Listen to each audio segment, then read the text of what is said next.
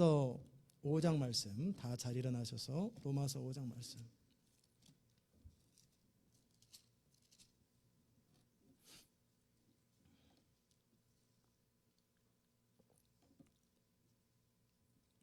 로마서 5장 6절에서 11절까지 말씀 제가 봉독합니다. 우리가 아직 연약할 때에 기약대로 그리스도께서 경건치 않은 자를 위하여 죽으셨도다. 의인을 위하여 죽는 자가 쉽지 않고 선인을 위하여 용감히 죽는 자가 혹 있거니와 우리가 아직 죄인 되었을 때에 그리스도께서 우리를 위하여 죽으심으로 하나님께서 우리에게 대한 자기의 사랑을 확증하셨느니라. 그러면 우리가 이제 우리가 그의 피를 인하여 의롭다 하심을 얻었은즉 더욱 그로 말미암아 진노하시면서 구원을 얻을 것이니 곧 우리가 원수 되었을 때에 그 아들의 죽으심으로 말미암아 하나님으로 더불어 화목되었은즉 화목된 자로서는 더욱 그의 살으심을 인하여 구원을 얻을 것이니라. 이뿐 아니라 이제 우리로 화목을 얻게 하신 우리 주 예수 그리스도로 말미암아 하나님 안에서 또한 즐거워하느니라. 아멘. 오늘은 하나님의 사랑이라는 말씀으로 말씀을 함께 나눌 것입니다.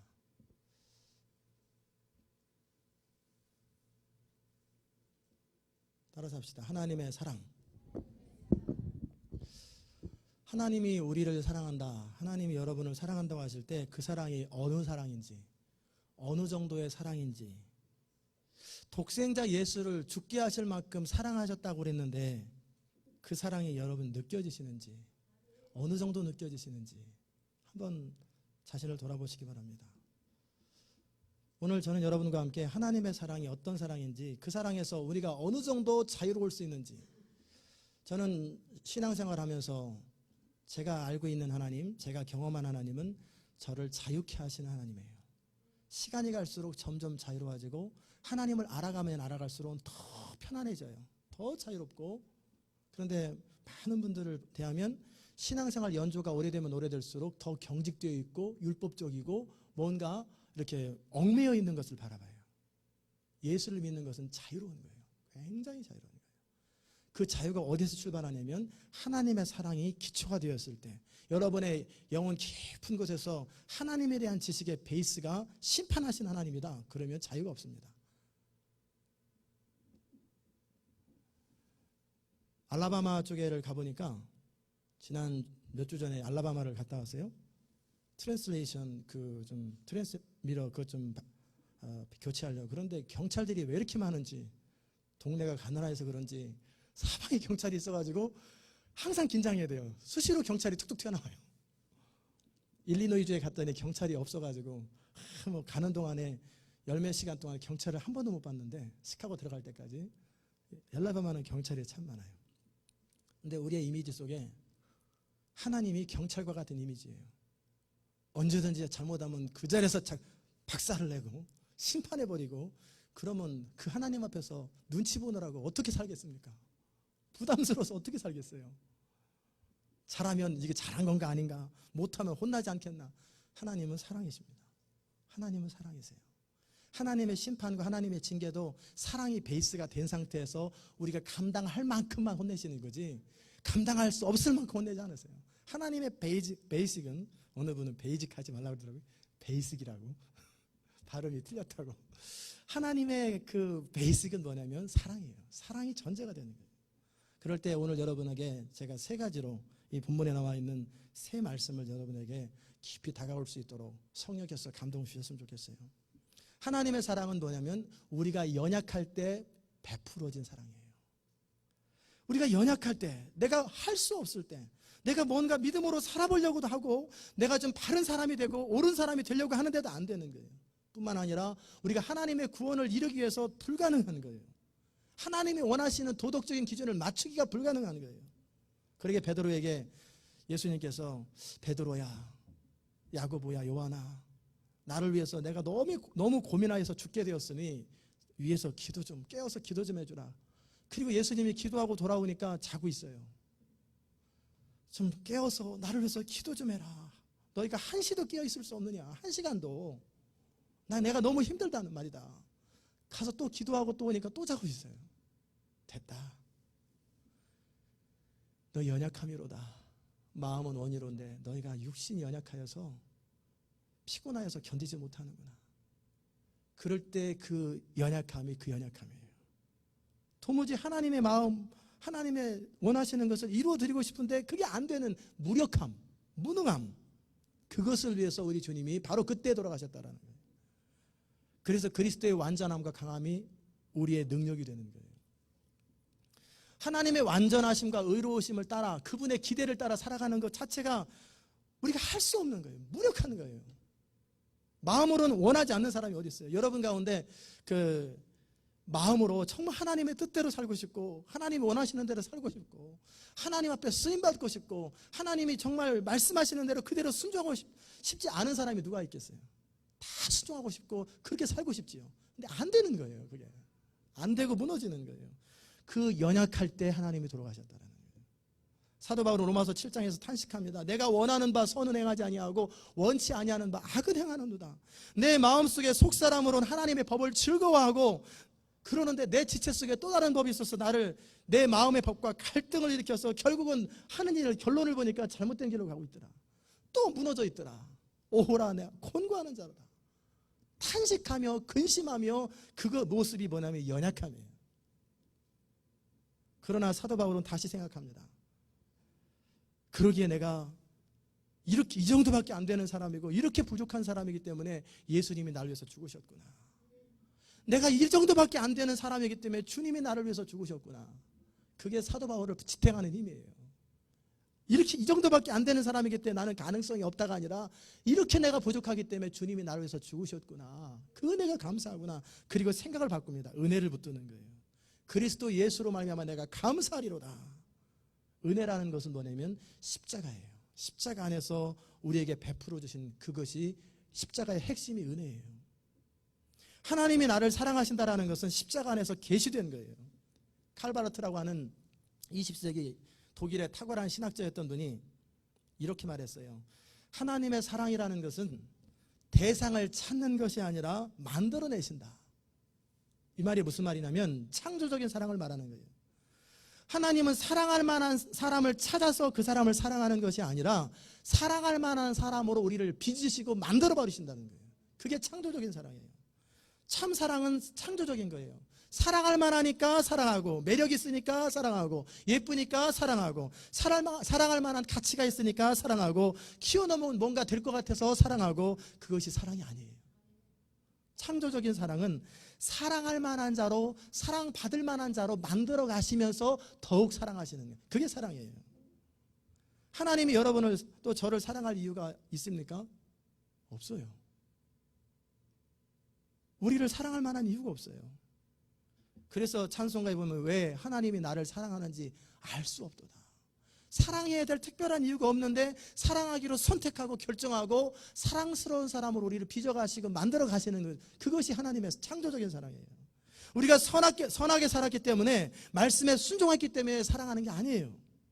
조건이 없이 무조건 사랑하시는 거예요. 내가 연약할수록 더욱 사랑하고 귀히 여기는 것.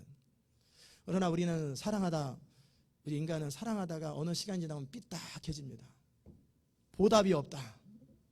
나를 안 알아준다. 해봐야 소용이 없다. 말이 많습니다. 툭하면 낙심했습니다. 실망했습니다. 당신이 그럴 줄을 몰랐습니다. 네가 그럴 줄을 몰랐다 하면서 끊임없이 그런 얘기를 해요. 그러나 여러분, 진정한 사랑에는 실망이 없는 거예요. 사랑에는 실망이 없어요. 사랑은 오래 참고요. 모든 걸 믿고 모든 걸 바라고 모든 걸 견디고 모든 걸 참아주는 것. 그게 사랑입니다. 부모가 자식을 사랑할 때 그 사랑이 좀 비슷하지요. 우리가 자녀를 사랑할 때 사랑할 만해서 사랑합니까? 건강해서 사랑하고 똑똑하니까 사랑합니까? 뭔가 좀 어수룩한 사람이 더 사랑이 가요. 불구가 되어서 몸이 부자유한 그 사람을 보면서 그 자식을 보면서 더 안타까운 거예요. 더더욱이 정신지체가 돼가지고 정말 그런 아이 보면 가슴이 미어질 만큼 아픈 거예요. 다른 아들보다 더 유난히 사랑이 가는 거예요. 말 안 듣고 속 썩이는 자식들을 더 사랑하게 되는 것. 그게 사랑이에요. 자식들 입장에 보니까 내가 잘났기 때문에 뭐를 잘하기 때문에 사랑한다. 아닙니다. 내가 부족하기 때문에 더 사랑하는 게 부모의 사랑이에요. 두 형제가 싸웁니다. 둘이 형하고 동생하고 막 싸우는데 동생이 자기가 잘못했는데 계속 우기는 거예요. 막 우기는 거예요.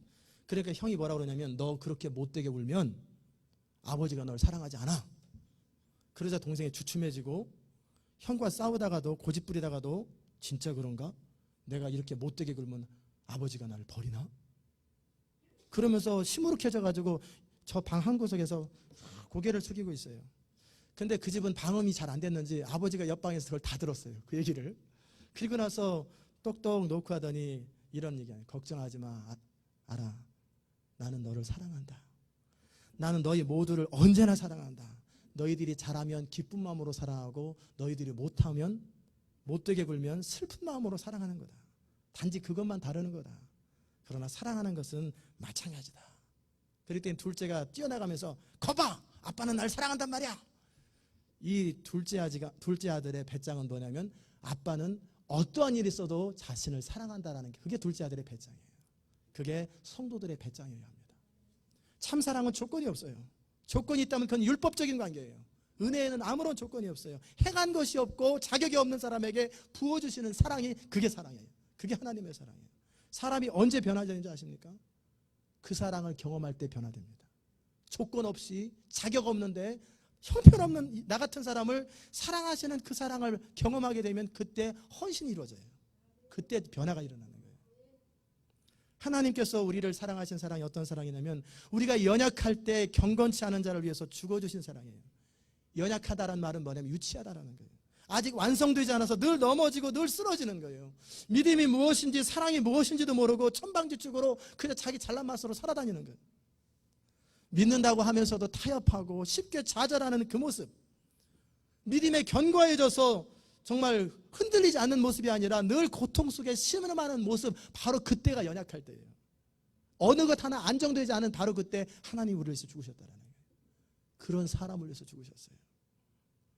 날마다 탄식하며 부르짖는 바로 그 사람을 위해서 죽으셨다는 거예요.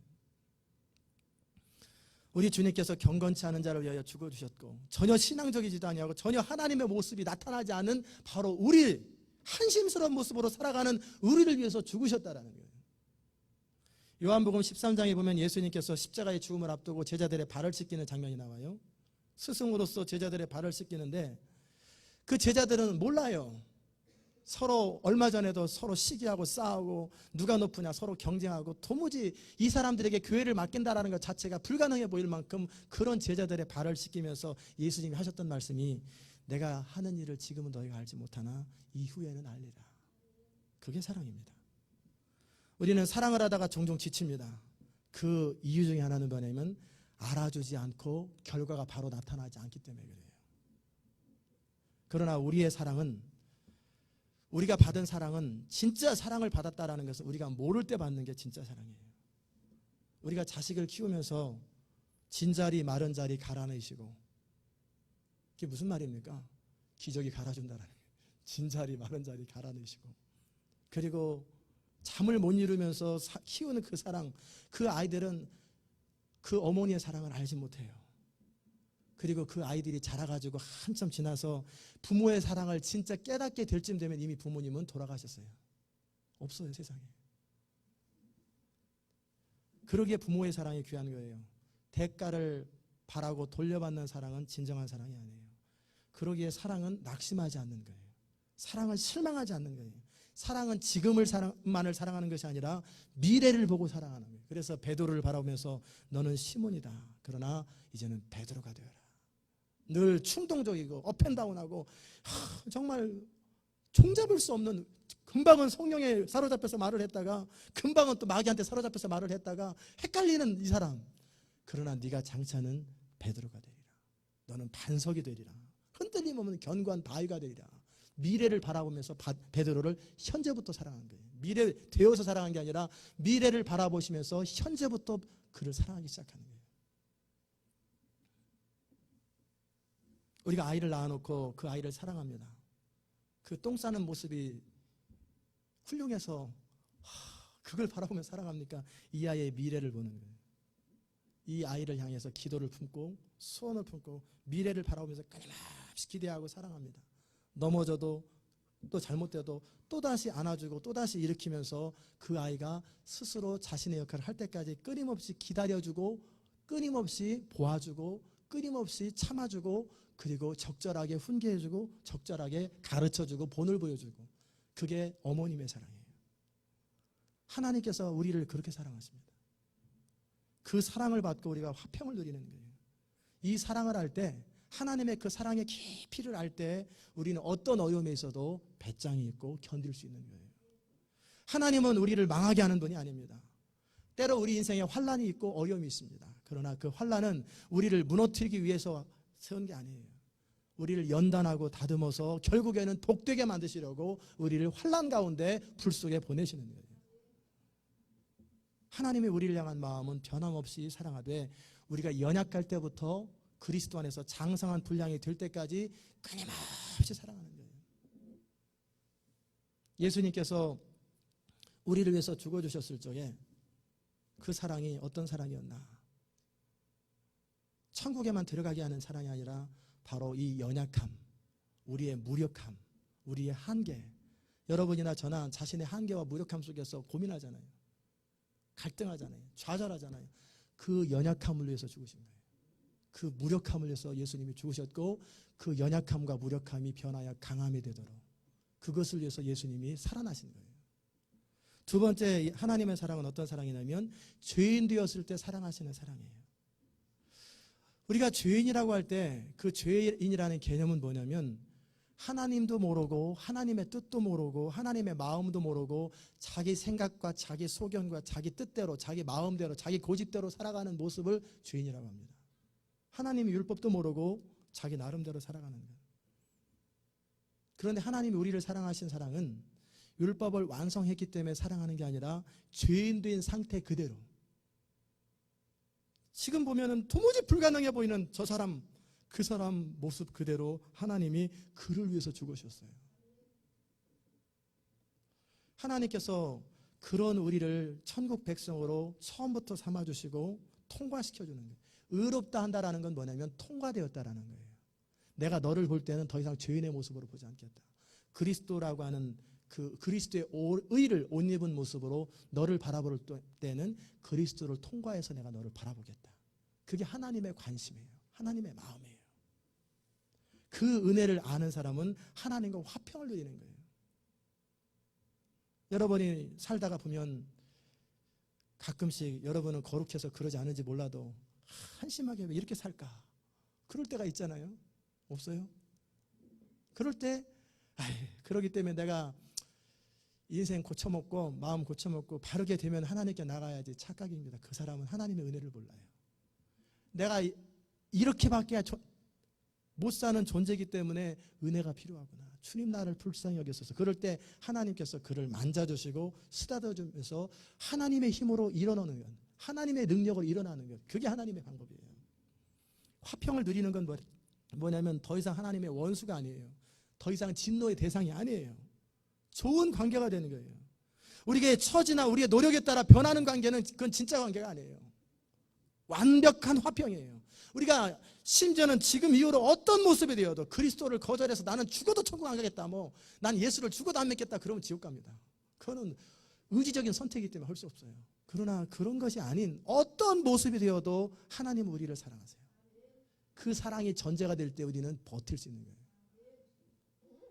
하나님의 영광을 바라고 즐거워한다는 말이 있는데 5장에 우리가 환난 중에도 기뻐한다라는 건, 왜 환난은 인내를, 인내는 연단을, 연단은 소망을 이루는 줄 알미로다. 소망이 부끄럽지 않다. 이는 하나님의 사랑이 우리 가운데 부음받으었다. 그리고 우리는 하나님의 영광을 바라고 즐거워한다 그랬어요. 그게 무슨 말입니까?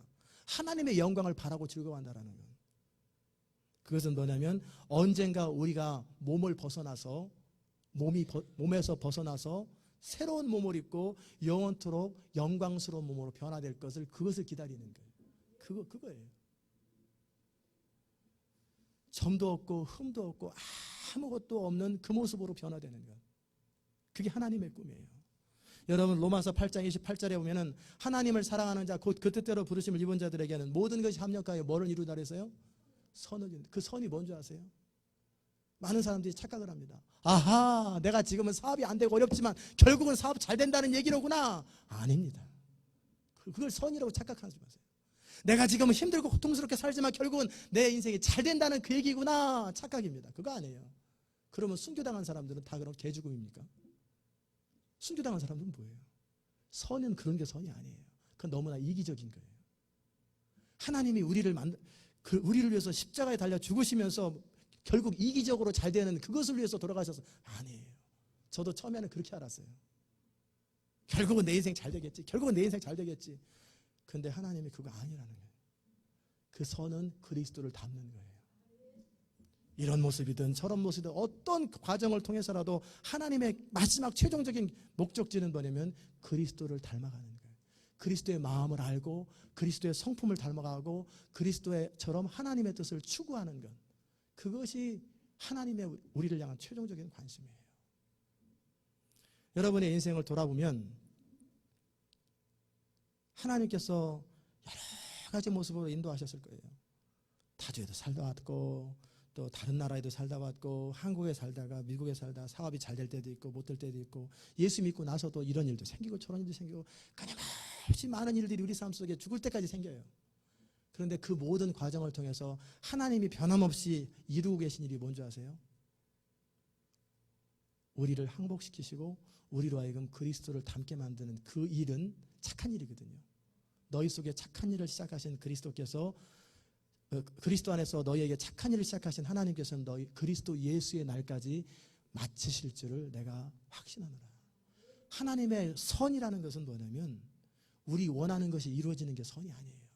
그리스도를 닮는 거예요. All together make a good thing이라는 굿승이 그리스도를 닮는 거예요. 그게 선입니다. 하나님은 그것을 시작했고 그것을 끊임없이 이루시고 마지막에는 이 땅에서도 이룰 뿐만 아니라 이 땅에서 몸을 벗고 사도 바울이 그토록 원했던 몸을 벗고 하나님 앞에 설 때 그리고 영원토록 우리는 그리스도를 닮아가는 거예요. 그게 하나님의 궁극적인 목적이고 최종적인 목적이에요. 그게 하나님의 뜻이에요. 그 영광스러운 모습으로 우리를 빚어가는 과정 속에 하나님의 사랑과 수고는 끊이지 않습니다. 하나님은 우리가 장성한 그리스도의 모습이 되도록 날마다 변화시키는 거예요. 그러기에 우리가 어려움이 있어도 소망이 있는 것은 뭐냐면 결국 어려움을 통해서 환난을 통해서 인내를 알게 되고 연단을 알게 되고 결국은 나는 아무것도 아니고 내 안에 그리스도만이 소망이구나 하고 그리스도만을 의지하고 하나님만 의지하는 사람이 되도록 만들어주는 거예요. 그래서 환난 중에도 내가 기뻐한다. 왜? 이 환난은 결국 나로 하여금 그리스도께 가는 지름길이기 때문이다. 그래서 내가 일부러 고난까지 일부러 처하는 거예요. 그것을 통해서 주님을 더 만나게 되는, 이게 정상적인 크리스천입니다. 어떻게든지 하나님이 보호하사 우리나라 만세, 이게 신앙이 아니에요. 어떻게 하든지 그리스도를 닮기 위해서라면 나는 모든 대가를 지불하는 거예요. 사도 바울이 추구했던 게 그런 신앙이에요. 그러기에 내가 그리스도를 더 얻기 위하여 고난까지 일부러 들어간다는 거예요. 로마에 가면 당신 죽습니다. 예루살렘에 가면 죽습니다. 그래도 내가 그리스도를 위해서 죽을 것도 작정하였노라. 왜? 나는 그리스도를 닮는 것이 내 인생의 최종적인 목적이고 나는 영원히 그것만을 추구할 것이기 때문에 나도 그리스도가 당한 고난도 나도 당해봐서 그리스도의 마음을 알고 뉘우치고 느끼고 나도 그리스도처럼 그런 사랑과 그런 마음을 얻을 수 있다면 나는 기꺼이 고난을 당하겠다라는 거예요. 그게 사도 바울의 신앙이고 모든 성도들의 모델이에요. 하나님이 원하는 건 우리를 그쪽으로 몰아가시는 거예요. 하나님은 야곱을 변화시켰습니다. 야곱을 변화시키는데 100년이 넘게 걸려서 바오로가 야곱을 볼 적에 야곱아, 이름은 안 불렀지만 도대체 당신 나이가 몇 살이요? 보니까 한 120, 30살 먹었는데 한 수백 살, 800살 먹은 것처럼 쭈글쭈글 돼가지고 완전히 무슨 만화 영화에 나오는 그렇게 야곱이 바뀌었어요. 얼마나 인생이 힘들었으면 완전히 머리는 하얗고 그냥 걸어다니는 모습이 완전히 전설의 고향에서 나오는 그 할아버지처럼 바뀌어있는 모습을 보면서 당신 나이가 도대체 몇 살이냐. 그때까지라도 하나님은 포기하지 아니하고 끝까지 야곱을 추적하시고 따라다니면서 마침내 야곱을 바꿔버려요. 그래서 이스라엘로 바꾸고 야곱이 마침내 정말 장성한 그리스도의 분량으로 가도록. 그게 하나님의 사랑이에요. 아브라함이 부인을 2번이나 누이라고 속이고 믿음이 없어서 이스마엘을 낳은 사람이지만 포기하지 아니하고 끊임없이 결국에는 믿음의 조상으로 바꾸시는 분이 누구예요? 하나님의 사랑이에요. 자기 의에 사로잡혀가지고 자기 잘난 맛에 영웅 심리를 가지고 내가 한번 너희 이 백성을 한번 출애굽시켜야 되겠다. 그 모세, 자기 의로 가득한 그 모세, 그런 모세를 다듬으셔서 40년 동안을 기다리시고 그를 변화시켜 하나님의 사람을 만드시는 그 하나님의 사랑은 포기가 없는 사랑이에요. 변함없는 사랑이에요. 결국은 우리를 변화시켜서 주님 닮는 사람으로 만들어 가실 그 하나님의 그 포기하지 않는 사랑. 주님은 우리를 어떤 사랑으로 사랑하셨습니까? 죄인을 위해서, 우리가 아직 죄인 되었을 때 사랑했어요. 의를 위해서 죽는 자가 가끔 있습니다. 의리를 지킨다고. 전쟁 시에 나라를 위해서 죽을 수도 있습니다. 착한 사람을 위해서 죽을 수도 있습니다. 어린아이가 가끔씩 차에 치려고 할 때 탁 밀면서 본인이 죽는 경우도 있고, 호수에 빠진 아이를 건지다가 죽는 것도 우리 신문기사에서 봅니다. 사람은 그렇게 할 수는 있어요. 그러나 죄인을 위해서, 원수를 위해서 죽는 것은 쉽지가 않아요. 철천지 원수예요. 쳐다보면 벼랑간 기분이 좋다가 쳐다보면 마음이 싹 싸늘해지는 그 사람을 위해서 죽을 수 있겠습니까? 하나님이 우리를 위해서 죽으셨을 때는 바로 그런 원수들을 위해서 죽고 그런 죄인을 위해서 죽은 거예요. 여러분과 제가 이뻐 보이고 사랑스러워 보일 때 죽은 게 아니라 도무지 소망이 없고 원수 같을 때 하나님이 내가 저들을 바꿔서 변화시켜서 내 사랑의 대상으로 회복시키겠다. 그래서 죽으신 거예요. 신문에 이런 기사가 있었어요. 자식이 없이 서로 사랑하며 살던 두부가 친정아버지 장례를 치르고 나오는데 옆집에 어떤 갓난아기가 버려져 있어요. 그래서 이걸 하늘이 준 선물이라 생각하고, 한국 사람인데 정 씨라는 분이에요. 그 친자식으로 출생신고를 하고 그렇게 키웠습니다. 이 아이가 16살 될 때 남편이 죽었어요. 유일한 낙으로는 이 아이를 잘 키우는 것이 이 엄마의 정 씨라고 하는 어머니의 소망이에요. 근데 고등학교 다니니까 이 아이가 불량하게 자라면서 날마다 어머니 속을 썩이는 거예요. 그러더니 22살이 돼서는 어떤 여자를 데리고 집에 들어와 동거하겠다고 그러는 거예요. 그래서 가정을 가지면 좀 나을래나 해가지고 좀 조그만 가게를 마련해주고 잘 살길 바랬는데 그만 좀 이따 헤어져 버려요. 또 한 명의 여자를 데려오더니 결혼하겠다고 그래서 전세를 얻어줬어요. 그런데 또 헤어지고, 늘 못된 친구들과 노느라고 어머니 정 씨에게 돈을 요구하는 거예요. 지갑을 훔치기도 하고 아니면 안 주면 행패를 부려요.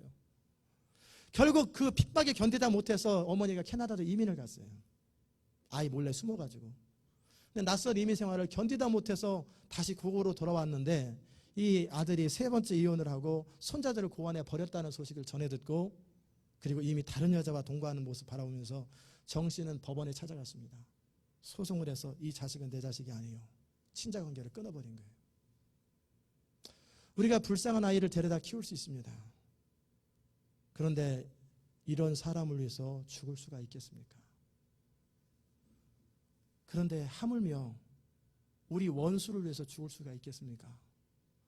그런데 하나님은 우리가 원수 되었을 때, 죄인 되었을 때 우리를 위해서 죽어주신 거예요. 그게 하나님의 사랑이에요. 어느 부잣집에 외아들이 있었습니다. 이 아들은 돈을 쓸 줄만 알았지 귀한 줄 몰라요. 아버지에게 돈을 타서 자꾸 쓰고 또 돈 달라고 그러니까 도대체 너는 돈을 어디다 쓰느냐? 친구 사기 위해서 돈을 쓴대요. 그래, 친구는 좋은 것이지. 친구는 참 좋은 것이란다. 정말 좋은 친구를, 정말 신뢰할 수 있는 친구를 사귀어라. 그래서 그렇다면 돈을 가져가라. 그래서 돈을 줬어요. 얼마 후에 이제 친구를 잘 사귀었느냐? 예, 잘 사귀었습니다. 좋지. 진짜 친구냐? 그럼요. 한번 시험해 보세요. 그러자 아버지는 돼지 한 마리를 잡아가지고 바베큐를 해가지고 가마떼에다 넣고 지게에다 실은 다음에 이걸 가지고 네 친구 집에 한번 가보자. 그리고 친구한테 이렇게 말을 해라. 그만 어쩌다가 실수해서 사람을 죽였네. 이 시체를 처리해야 되는데 어떻게 하면 좋겠나 도와주시게. 그렇게 한번 얘기해보라. 아들은 그 자신감을 가지고 친구한테 얘기하자 친구들은 대번에 이 사람아 자네가 죽여놓고 왜 나를 연루시키는가? 왜 나를 끌고 넘어가는가? 썩 물러가게. 친구들마다 다 동일한 거예요. 너 돈 많이 써가면서 친구를 사귀었는데 왜 그 모양이냐? 이번엔 내 친구한테 찾아가 보자. 그리고 아버지가 똑같이 지게를 지고 밤중에 찾아갔어요. 이보게 내가 어쩌다 사람을 죽였네. 이 시체를 처리해야 되겠는데 좀 도와주겠나? 그런가? 어서 들어오게. 얼마나 마음고생이 심한가? 그리고 그 아버지를 등을 뜯어거리면서 그 가마떼기를 받아가지고 그 마당에서 탁 풀어놓으니까 삶은 돼지고기예요. 밤새도록 파티하고 즐거워하고 놀면서 친구란 이런 거란다. 친구란 이런 거란다. 죄인 되었다고 친구를 버리면 친구가 아닙니다. 어렵고 힘들 때 믿어지는 친구가 진짜 친구예요. 그런데 우리 주님은 우리를 내가 너희를 종으로 여기지 아니하고 친구라 부르겠다 말씀하신 거예요. 죄인 된 상태에서도 사랑을 포기하지 않을 때 그 사랑을 진짜 사랑이라고 그래요. 이 친구는 아버지가 죄인 되기 전에 친구였어요. 그런데 하나님은 우리가 죄인 되었을 때 친구였어요. 죄인 되었을 때 우리를 사랑하기 시작했어요. 하나님을 대적하여서 하나님 없이 자기 멋대로 살아가는 우리 인간의 죄인 된 상태에서 여전히 우리를 사랑하신 사랑이 하나님의 사랑이에요. 여러분 욥기에 나오는 친구들을 아십니까? 가족을 잃고 재산을 모두 잃고 그리고 너무 힘이 들고 그래서 온몸에 가려움증으로 사근팔이라고 여러분 아세요? 항아리나 접시 깨진 거 그걸 가지고 벅벅벅벅 긁어야 시원한, 그래서 그렇게 하면서 비참하게 있는 모습 보면서 아내가 뭐라고 그러냐면 하나님을 저주하고 욕하고 죽으십시오. 그럴 때 욥의 친구들이 찾아왔어요. 욥의 친구들이 왜 찾아왔을까? 정말 사랑해 찾아왔을까? 예의상 그 전에 욥이 잘해줬기 때문에 불쌍히 여기는 마음으로 찾아왔을까? 아니면 욥이 고통당하는 모습을 한번 보고 싶어 찾아왔을까? 처음 며칠간은 욥의 모습 보면서 불쌍히 여기고 동정심 때문에 눈물을 흘리고 그랬어요.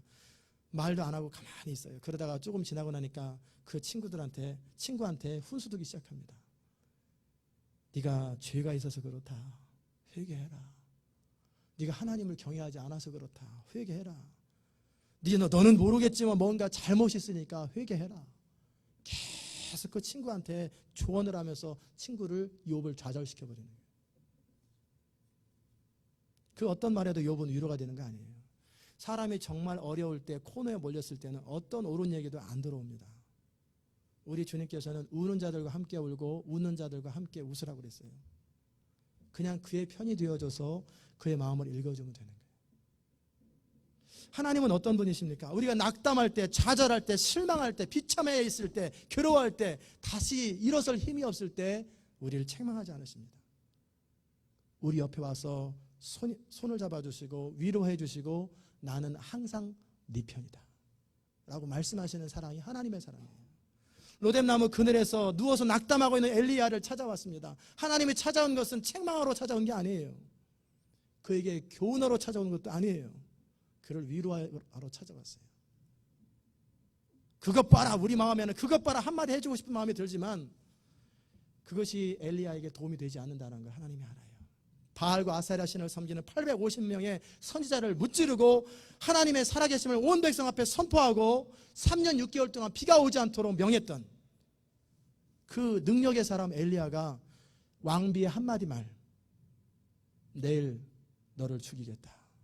그 말을 듣고 며칠 동안을 도망가고 두려움에 떨어서 하나님 앞에 로뎀나무 앞에서 죽기를 간구하는 그 엘리야.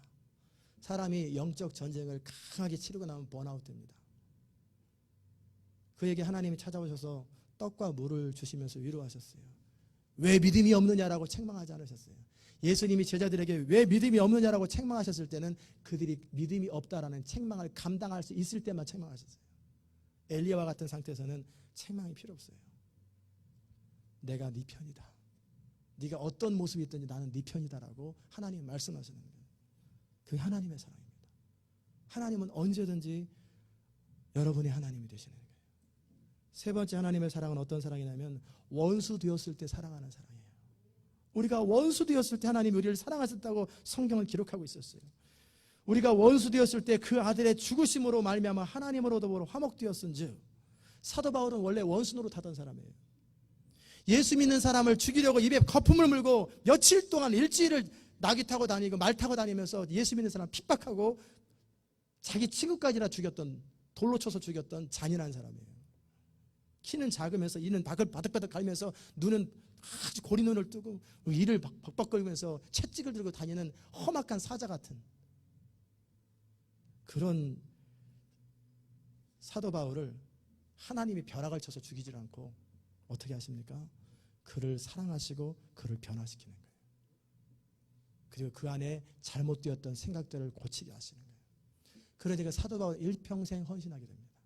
그 사랑을 경험했기 때문에 다시는 하나님 앞에 죄를 짓지 아니하고 하나님을 대적하지 아니하고 평생 동안에 하나님의 사람으로 사는 거예요. 사람이 은혜를 경험하면, 정말 조건 없는 사랑을 경험하고 나면 헌신하게 됩니다. 그 사랑을 경험하고 나면 하나님에게든 사람에게든 헌신하게 되어 있어요. 아브라함 링컨의 이야기를 여러분 잘 아시죠? 선거에서, 대통령 선거에 적수가 되었던 사람이 있었어요. 선거 기간 동안에 온갖 모욕을 다 퍼붓습니다. 원숭이를 닮았다느니 아프리카에 갈 필요 없이 일리노이주 스프링필드에 가면은 원숭이, 진짜 원숭이를 볼 수 있다고 하면서 온갖 저주를 퍼붓고 욕을 퍼붓어요. 그런데 결국은 에브라함 링컨이 대통령이 되자 첫 번째 했던 일이 뭐냐면, 그 자기 정적이었던 그 사람을 가장 중요한 요직에다가 딱 앉히는 거예요. 사람들이 이해할 수 없어요. 어떻게 그런 일을 할 수 있습니까? 그럴 때 에브라함 링컨이 뭐라고 그랬냐면, 전쟁이 끝났네. 전쟁 중에는 이기기 위해서 무슨 일은 못하고 무슨 말은 못하겠나. 그러나 전쟁은 끝났네. 그 사람은 이 나라를 위해서 정말 필요한 사람이요, 유능한 사람이네. 그 사람과 내가 함께 일하는 것이 무엇이 이상한가. 이름이 좋은가 봐요. 에브라함 링컨. 아브라함의 마음을 가지고 있어요. 사도 바울을 거절하지 아니하고 그를 사랑하시는 하나님의 사랑이 바로 우리를 향한 하나님의 사랑이에요. 우리가 어떤 모습, 어떤 처지에 있다 할지라도 하나님은 여전히 변함없이 우리를 사랑하십니다. 그 사랑이 우리의 베이직을 차지해야 돼요. 우리 신앙의 가장 밑바닥에는 그 사랑이 있어야 돼요. 그 사랑을 아는 거예요. 우리가 연약할 때, 우리가 죄인 되었을 때, 우리가 원수 되었을 때 우리를 사랑하신 하나님, 그 하나님께서 이제 예수를 믿고 하나님의 자녀가 되어서 그래도 잘 살아보려고 몸부림치고 애쓰는 여러분을 왜 사랑하지 않겠어요? 원수 때도 사랑하고 죄인 때도 사랑했는데 믿음으로 한번 살아보겠다고, 하나님의 사람 되겠다고 이 아침에도 정말 찬양하고 예배하는 여러분들을 왜 하나님이 사랑하지 않겠어요? 하나님은 여러분을 사랑하십니다. God loves you. 하나님은 여러분을 사랑하세요. 우리의 배짱은 어디에 있습니까? 우리의 승리의 비결이 어디에 있어요? 그 하나님의 사랑을 누리는 데 있어요. 그 예수 믿는 것의 첫 번째는 다른 어떤 것도 아니에요. 하나님의 사랑을 누리는 거예요. 하나님의 사랑을 알고 누리는 것이 첫 번째예요. 그 위에 다른 것을 쌓는 거예요. 십자가의 은혜의 깊이와 넓이와 높이와 이것을 깨닫는 것이 가장 첫 번째입니다. 사랑하는 여러분, 하나님은 여러분의 아버지가 되시고 언제나 여러분의 편에서 여러분을 지키시는 선한 목자가 되십니다. 하나님은 우리가 어떠한 모습이 되었다 할지라도 여전히 우리 편이에요. God is your side, our side. 결국에는 마침내 하나님께서 우리를 정금과 같이 세우실 거예요. 그 사랑을 믿고 담대하고 행복하게 사시기를 주의 이름으로 축원합니다. 기도하십시다. 하나님 감사합니다. 하나님은 사랑이시고 우리를 향한 사랑을 우리가 아직 연약할 때, 죄인 되었을 때, 심지어는 원수 되었을 때 우리를 사랑했던 그 사랑을 우리가 인하여 감사합니다. 그 사랑이 우리의 배짱이요, 그 사랑이 우리의 힘이요, 그 사랑이 우리의 능력임을 고백합니다. 사랑할 만한 아무런 이유가 없는 우리를 사랑하신 하나님, 그 사랑을 더 깊이 알게 하시고 누리게 하시고 체험하게 하시고 그 사랑에 감격하고 보답하는 복된 인생 되게 하여 주시옵소서. 감사드리며 예수님의 이름으로 기도드리옵나이다. 아멘.